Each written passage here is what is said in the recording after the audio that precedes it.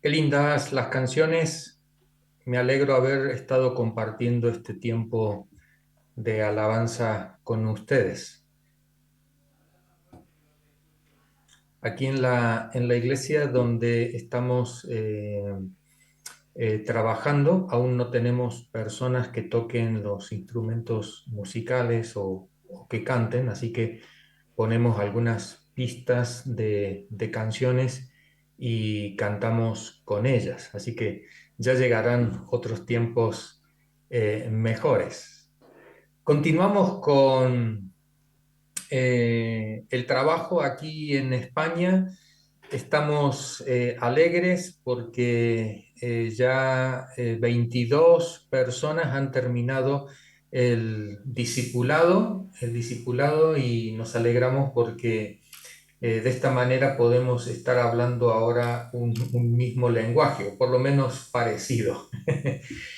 Eh, Ahora estamos en vacaciones, aquí en el mes de julio y agosto no hay clases, sino que las clases se retoman el 1 de septiembre. Equivaldría en Argentina a las vacaciones de verano. Aquí es verano, así que hemos también cesado el reunirnos en las casas, en los grupos de fe, así que también retomamos la primera semana de septiembre, retomamos también esa actividad. Así que hay varios hermanos que van saliendo de vacaciones, otros regresan.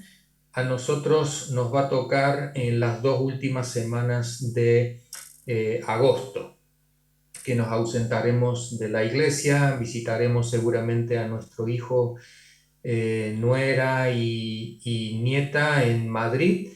Y no sé si sabéis que viene otro hijo o hija en camino, otro nieto o nieta en camino de parte de nuestro hijo varón y también de parte de nuestra hija mujer que está en Mendoza, trabajando allí en una iglesia junto a su marido Camilo. Ya tienen 2 hijos y viene otro en camino, el tercero. Así que bueno, nos alegran a nosotros esta noticia y queríamos compartirlas con vosotros. Esther hoy no estará presente porque está con un fuerte dolor de cabeza. Le hacen algunas operaciones en su ojo derecho porque se le acumula líquido por causa de la diabetes y entonces tienen que purgarle ese líquido que se le junta allí.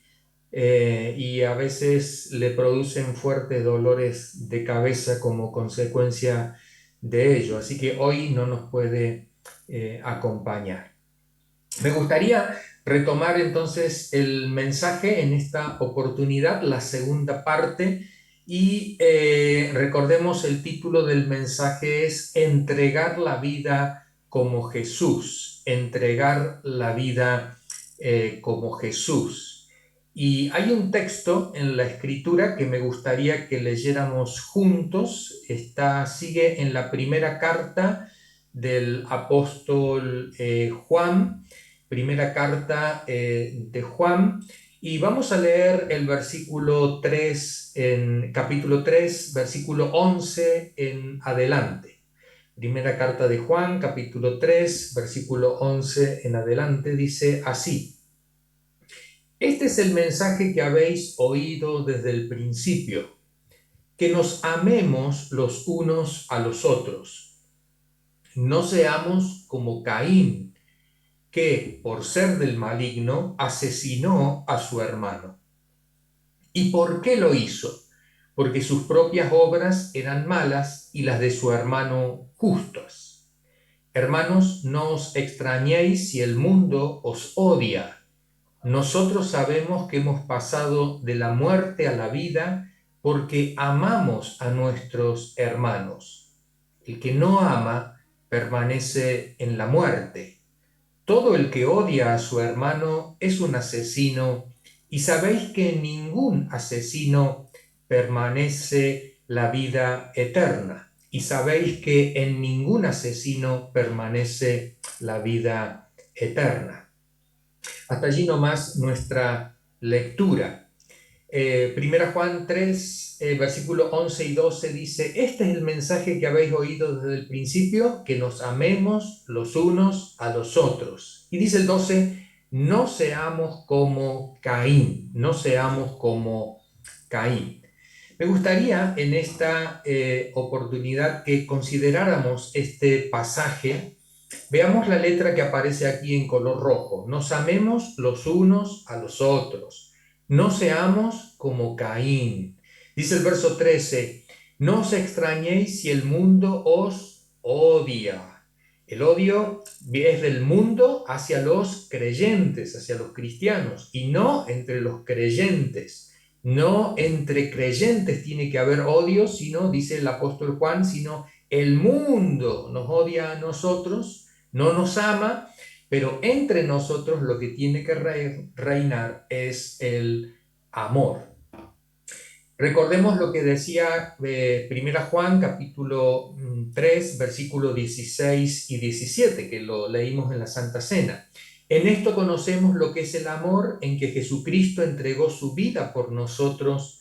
Así también nosotros debemos entregar la vida por nuestros hermanos. Veamos aquí esta expresión.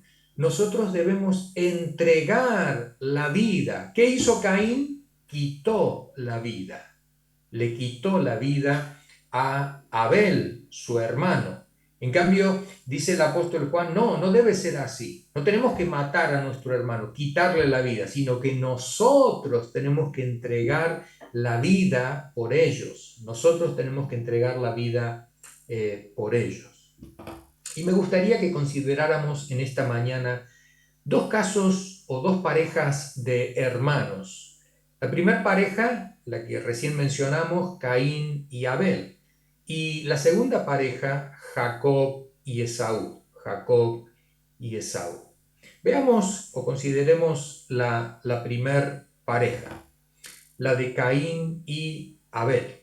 Voy a contar un poco el relato, no lo vamos a leer, sino que voy a contar y después leemos un versículo para rematar el recuerdo este de Caín y Abel.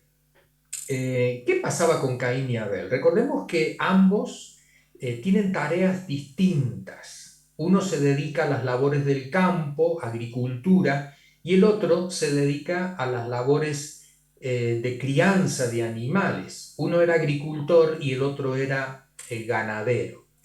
Y siempre entre los agricultores y ganaderos se pinchaban mutuamente entre ellos, ¿no? Porque tus animales me comen lo que yo estoy sembrando. Tus animales se meten en mi campo y me pisotean todo, ¿no? Entonces siempre había un reclamo contra los ganaderos de parte de los agricultores. Pero por otro lado, los ganaderos querían comer carne y entonces intercambiaban un poco de los granos que habían cosechado a cambio de animales, ¿no? Para su comida, etc. Un buen día dice la Escritura que Caín y Abel van a presentar una ofrenda a Dios. Y la Escritura dice que Caín lleva del fruto de la tierra una ofrenda a Dios. Y no aclara de qué tipo de ofrenda, ni qué cantidad, ni qué calidad. Pero cuando la Biblia habla de la ofrenda de Abel, dice que Abel ofreció a Dios de lo mejor de su ganado, de lo mejor de sus animales, ¿sí? Y esto es lo que marcó la diferencia entre ambas ofrendas. Uno ofrece lo mejor, el otro simplemente ofrece algo, ¿no? Y dice la Escritura que Dios rechaza la ofrenda de Caín. Recordemos que la palabra ofrenda no es regalo. Una ofrenda es algo que se ofrece, siempre se ofrece la ofrenda. Y entonces cada vez que ofrecemos algo, puede haber una respuesta de aceptación o de rechazo a nuestra ofrenda. Y esto es lo que le pasó a Caín. Dios rechaza su ofrenda, pero acepta la de Abel, su hermano. Y se enoja, Caín, se enoja, ¿no? Y entonces Dios tiene que interpelarlo a él y hablar con Caín, ¿no? ¿Alguna vez has visto a algún hermano enojado en la iglesia porque no se han hecho las cosas como quería él o ella? ¿O has visto a aquel hermano o hermana que se enoja en la iglesia porque el ministerio él lo quería encaminar de una manera y al final se hizo de otra, ¿no? Y es como que no obtuvo el apoyo de Dios, no obtuvo el apoyo de Dios y se enojan, y se enojan. Yo me estoy refiriendo a algún hermano, pero entre esos hermanos estás tú, estoy yo. ¿Y cuántas veces nos hemos enojado porque las cosas no han salido como nosotros queríamos? Y el relato, al final concluye con este texto. Dice la escritura, Génesis 4 del 6 al 8. Génesis 4 del 6 al 8. Entonces el Señor le dijo, ¿por qué estás tan enojado? Es Dios quien le está hablando a Caín. ¿Por qué estás tan enojado? ¿Por qué andas cabizbajo? Si hicieras lo bueno, podrías andar con la frente en alto, pero si haces lo malo, el pecado te acecha como una fiera lista para atraparte. No obstante, tú puedes dominarlo. Caín habló con su hermano Abel mientras estaban en el campo. Caín atacó a su hermano y lo mató. Así termina el relato de Caín y Abel. Fíjate cómo Dios, antes de la muerte de Abel, Dios interpela a Caín, ¿no? Y le da un consejo. Si hicieras lo bueno, si hicieras lo bueno, podrías andar con la frente en alto. Y al final termina, tú puedes dominarlo, tú puedes dominarlo. Muchas veces cuando decimos, no pude dejar de decir, no pude dejar de hacer, y Dios siempre te va a responder, tú pudiste dominarlo. Tú pudiste callarte a tiempo antes de causar la herida. Tú pudiste frenarte antes de hacer esta acción. Dios nunca va a permitir que seamos probados o tentados más allá de nuestras fuerzas, sino todo lo contrario. Dios siempre nos da la salida para poder soportar, para poder vencer, y eso depende de nosotros si tomamos esa actitud. Notemos cómo al final Caín mata a Abel. En vez de, como dice el apóstol Juan, de entregar la vida por el hermano, le quita la vida a su hermano. Vamos a recordar algunos versículos de la enseñanza de nuestro Señor Jesucristo respecto a cómo podríamos solucionar nuestras diferencias entre hermanos. Jesucristo nos recuerda en Mateo capítulo 5, versículo 23 al 24, por lo tanto, si estás presentando tu ofrenda en el altar y allí recuerdas que tu hermano tiene algo contra ti, deja tu ofrenda allí delante del altar, ve primero y reconcíliate con tu hermano, luego vuelve y presenta tu ofrenda. ¿Recuerdas que tu hermano tiene algo contra ti? Reconcíliate con tu hermano y después presenta tu ofrenda. Parecería ser que este versículo, este pasaje, nos da a entender que lo más importante no es la ofrenda, sino que es el vínculo, la relación que tengo con mi hermano, con mi hermana.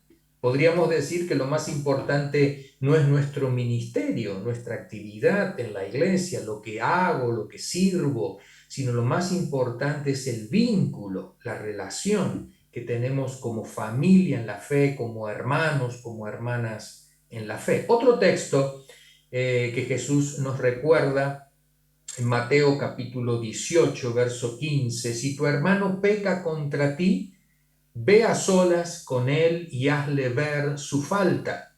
Y si te hace caso, has ganado a tu hermano. Si tu hermano peca contra ti, ve a solas con él y hazle ver su falta. Ese sería el primer paso, a solas. Hazle ver su falta y si te hace caso, has ganado a tu hermano. Hay algunas versiones de la Biblia que omiten la frase contra ti, sino dice, si tu hermano peca, ve a solas con él. No necesariamente que sea una ofensa contra nosotros mismos, sino una ofensa en general o un error o un camino equivocado que tome una decisión mal tomada, un gesto mal hecho. Entonces, si tu hermano peca, ve a solas con él y hazle ver la falta, ¿no? Para evitar la humillación, la vergüenza, ¿no? Este sería el primer paso. Fíjate que Caín se va con Abel y lo lleva a solas al campo, pero no para hablar con él, sino para matarlo, para matarlo. Así que la próxima vez que un hermano o una hermana te lleve a solas, asegúrate antes que no es para matarte, sino para reconciliarse contigo, ¿no? Bueno, una broma de paso, pero en realidad es algo serio, pero Dios nos llama a la reconciliación, no a matar a nuestro hermano. Y un último texto que me gustaría que recordáramos, sé que lo sabéis de memoria, pero dice después que Pedro le hace una pregunta a Jesús, Mateo 18, 21. Pedro se acercó a Jesús y le preguntó, Señor, ¿cuántas veces tengo que perdonar a mi hermano que peca contra mí? ¿Hasta 7 veces? Jesús le responde, no te digo que hasta 7 veces, sino hasta 77 veces, perdón, acá me he equivocado, hasta 70 veces 7, perdón, ahí me he equivocado al escribir, sino hasta 70 veces 7, le contestó Jesús. Y acá no tiene sentido que nosotros nos pongamos a multiplicar cuánto es 70 veces 7, no es ese el sentido. Aquí con esta expresión Jesús le está diciendo a Simón Pedro, lo tienes que perdonar siempre. Lo tienes que perdonar siempre. La única condición, y esto es muy importante entenderlo, la única condición es que tu hermano venga a ti y te lo pida. ¿Sí? Esto es muy importante porque cuando el otro no reconoce, entonces no tiene sentido el perdón. No podemos perdonar sobre algo que el otro no reconoce. Pero cuando la otra persona reconoce, quiere decir que todavía está en proceso de cambio, en proceso de perfección, en proceso de madurez. Y eso es lo que estamos todos en la iglesia. Todos nos equivocamos, todos decimos palabras malsonantes, todos tomamos decisiones equivocadas. Lo importante es tener esa actitud de reconocer, pedir perdón y va a haber siempre un hermano o una hermana dispuesta a perdonarte. ¿Pero por qué? Porque en la familia de la fe, una de las características de la familia de Dios es que lo que prima es el perdón, no el juicio. Lo que prima dentro de la familia de la fe es el perdón, no el juicio. Y si formamos parte de la familia de Dios, tenemos que ser o parecernos a Dios. Y Dios lo perdona todo. Dios lo perdona todo. Y espera que sus hijos lo perdonen todo. Es por eso que si tú y yo somos parte de la familia de la fe, nos tenemos que caracterizar por ser hombres y mujeres perdonadores. Hombres y mujeres perdonadores. Continuamos ahora con el segundo ejemplo, el ejemplo de Jacob y Esaú. Y permíteme que nos pongamos todos juntos en situación antes de leer un solo versículo o dos como para concluir, ¿no? Te cuento un poco lo que pasaba entre Jacob y Esaú. ¿Qué pasaba entre Jacob y Esaú? Estos eran hermanos, y Jacob era el menor, Esaú era el mayor, y Esaú se dedicaba a la caza, a la cacería. ¿no? Entonces iba al campo a cazar animales y los traía a su casa a la casa de sus padres para comerlo. En cambio, Jacob era más hogareño, él se quedaba más en la casa y tenía más vínculo con su madre que con su padre. Y un buen día engañaron engañaron a su padre y al final se pelearon los dos hermanos, se pelearon los dos hermanos por el tema de la primogenitura, ¿no? Y entonces, al final, el padre bendice al hijo que no tenía que bendecir y entre los dos hermanos quedan peleados, quedan distanciados, a tal punto, que Jacob tiene que huir de la casa de su padre y de su madre porque Esaú lo iba a matar, lo iba a matar. Y pasan los años y cada uno hace su vida. Pasan los años y cada uno hace su vida. Jacob tiene su familia, tiene su esposa, o mejor dicho, dos esposas, tiene varios hijos, y Esaú también arma su familia y demás, pero están distanciados. Hasta que un buen día Jacob decide regresar y encontrarse con Esaú. Y cuando va a regresar, uno de sus criados le dice a Jacob, ¿a que no sabes quién está viniendo hacia ti? Y el corazón le empezó a latir con más rapidez a Jacob. Y dice, no me digas que es mi hermano Esaú. Efectivamente, tu hermano viene hacia ti con 400 hombres. Y entonces, claro, Jacob se preocupó muchísimo. Y ahí es donde Jacob se pasa toda la noche en oración, se pasa toda la noche orando.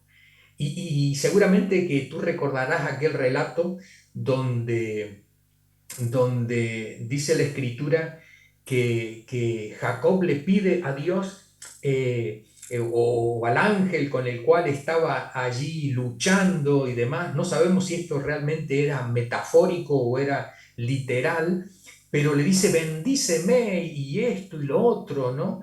Pero el motivo de la oración de Jacob durante toda la noche, y esto es muy importante entenderlo, es, Señor, no permitas que mi hermano me mate. No permitas que mi hermano me mate.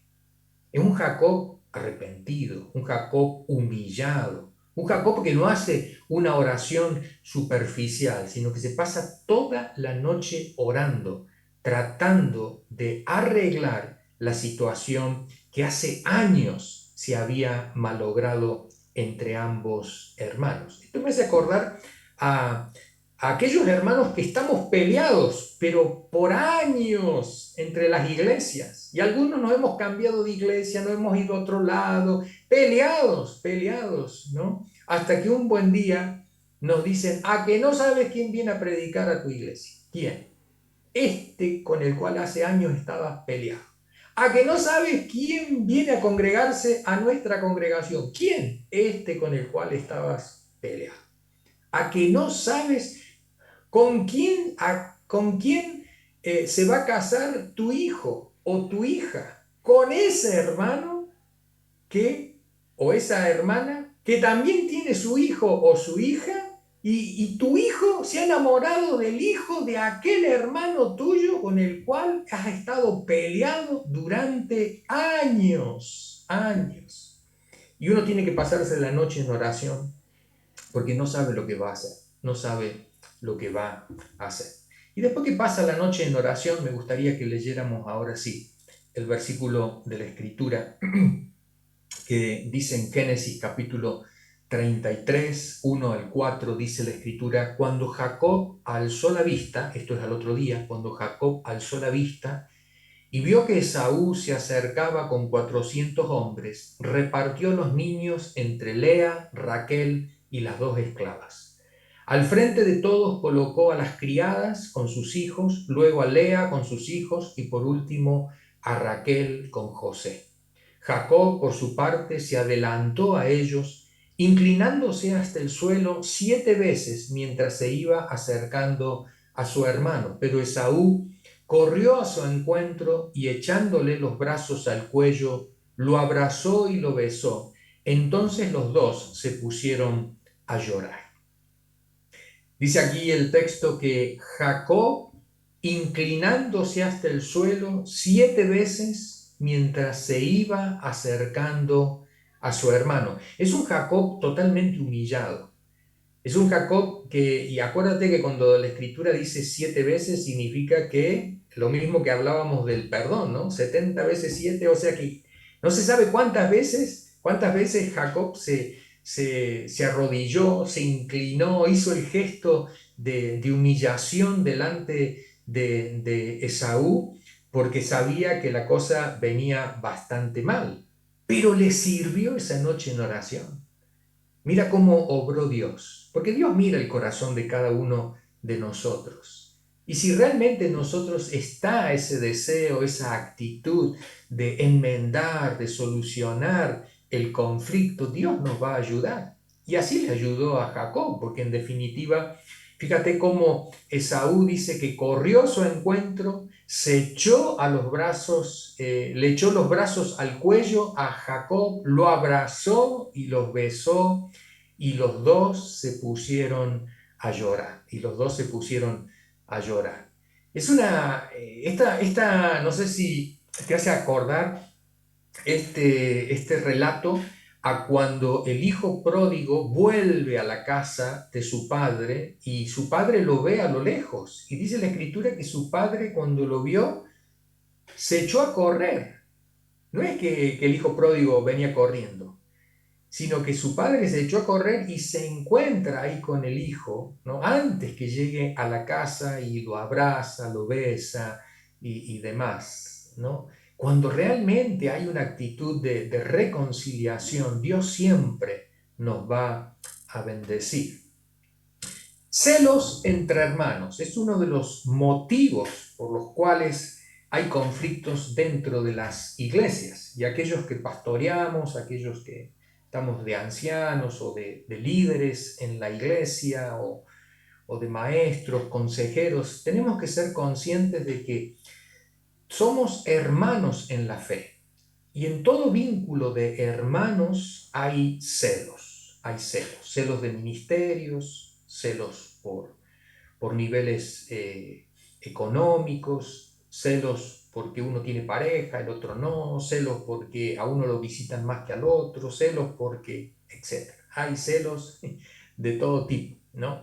Y cuando hay celos entre los hermanos en sangre, los hermanos de sangre, por lo general las reacciones son estas que voy a mencionar. El hermano que está celoso se enfada con más facilidad. Tiene más rabietas, no sé si ya no recuerdo si es en Argentina que dice rabietas o berrinches, pero bueno, tiene más rabietas o berrinches, ¿no? Hace comportamientos extraños, ¿no? Que uno dice, pero ¿por qué haces esas cosas, ¿no?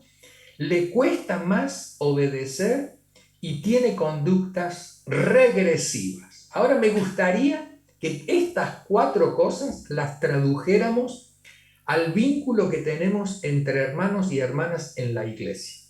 Y cualquier parecido no es pura coincidencia, no es pura coincidencia. Mira, a veces cuando hay celos entre hermanos de la iglesia, vemos que algunos se muestran más intolerantes. Antes eran pacíficos, bondadosos y demás, pero ahora se enfadan con mayor facilidad, se enojan con mayor facilidad y decimos, ¿qué pasa aquí? Celos. Tienen comportamientos, o como llamamos aquí, rabietas o berrinches, que uno dice, ¿qué le ha pasado? Se va sin saludar a nadie. Y uno dice, ¿qué le pasó? Está enojado, ¿no? O se va y da un portazo en la puerta, ¿no? O de pronto empieza a hacer comentarios mientras está el predicador hablando, haciendo comentarios con el de al lado, como cuestionando lo que el otro está predicando. O si de pronto está dando los anuncios el anciano, está ahí contradiciendo cada una de esas cosas. Y uno dice, a ver, ¿qué le está pasando? Celos. Celos dentro del vínculo de hermano. Le cuesta obedecer. Antes tú le decías, hermanito, nos encontramos a tal hora, en tal día. Sí, perfecto, ahí estoy. Y ahora le cuesta. Lo voy a pensar, te dice. Lo voy a pensar. Tiene conductas regresivas. ¿Qué son las conductas regresivas? Por ejemplo, los niños que tienen conductas regresivas es que cuando habían dejado el pañal, ahora se vuelven a orinar. Y es porque tiene celos de su hermano. Uno va al pediatra o al psicólogo y le dice, lo que pasa es que tiene celos de su hermano y se ha regresado, ¿no? Regresa en su conducta, en su comportamiento. Antes comía solo, ahora dice, no, si no me dan en la boca, no como.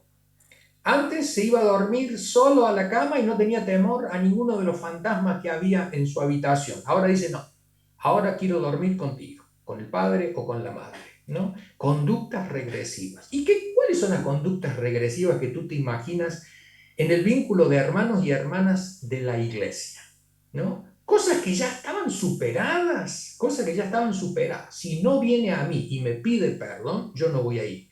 Pero ya antes había ido y arreglado un montón de otras situaciones, pero ahora no.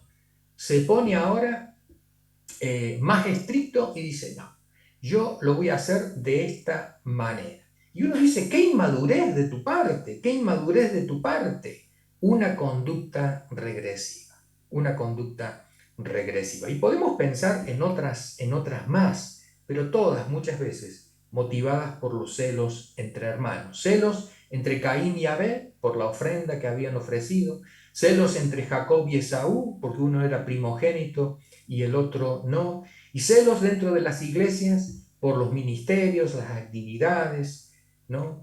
Las cosas que Dios nos ha dado a cada uno y al otro le ha dado las otras, etc.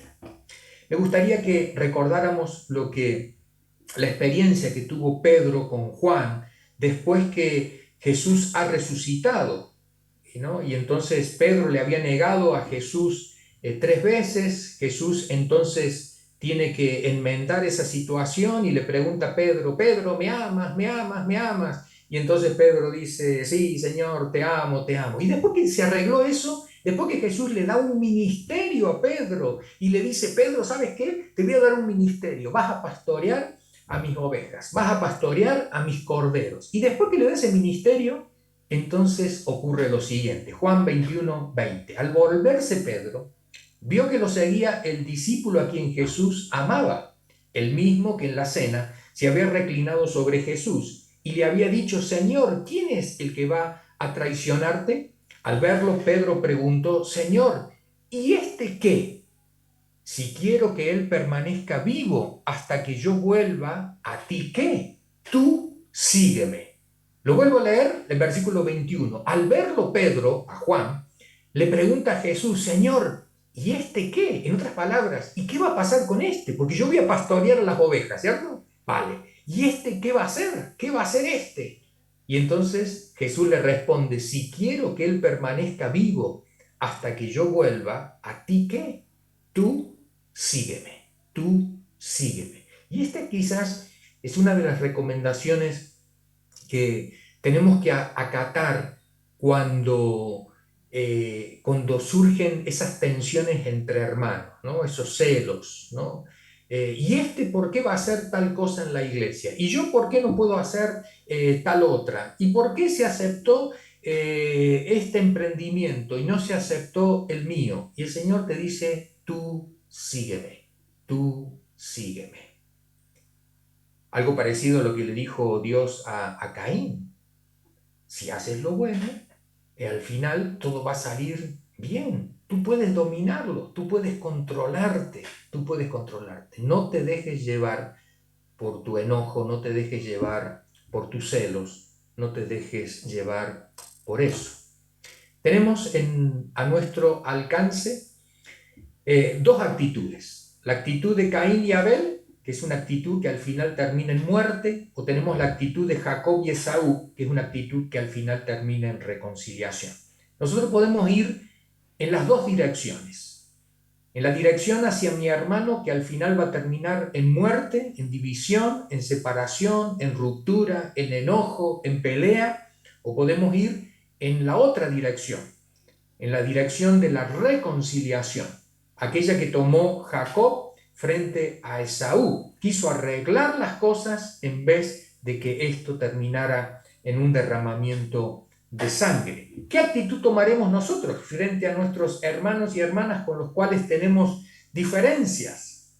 Y no me digas tú que no tienes ninguna diferencia con nadie, porque no te creo, porque yo he tenido y sigo teniendo muchas diferencias contra hermanos y hermanas, por diferentes razones. En una de ellas, por los celos, como estábamos diciendo. Nadie puede decir que está libre de esta situación. Al contrario, podemos superarlas, vencerlas. Y Dios nos desafía precisamente a tomar el camino de la reconciliación. Terminamos este momento hermoso recordando estos versículos. Este es el mensaje que habéis oído desde el principio, que nos amemos los unos a los otros. En esto conocemos lo que es el amor, en que Jesucristo entregó su vida por nosotros, así también nosotros debemos entregar la vida por nuestros hermanos. Así que el desafío para esta semana es entregar la vida como Jesús, no quitarla como lo hizo Caín a Abel, sino entregar nuestra vida, nuestro tiempo, nuestra fuerza, nuestra dedicación para que tengamos un mejor vínculo con nuestros hermanos y nuestras hermanas. Hasta aquí nomás el mensaje. Que el Señor nos ayude y nos bendiga para que podamos practicarlo.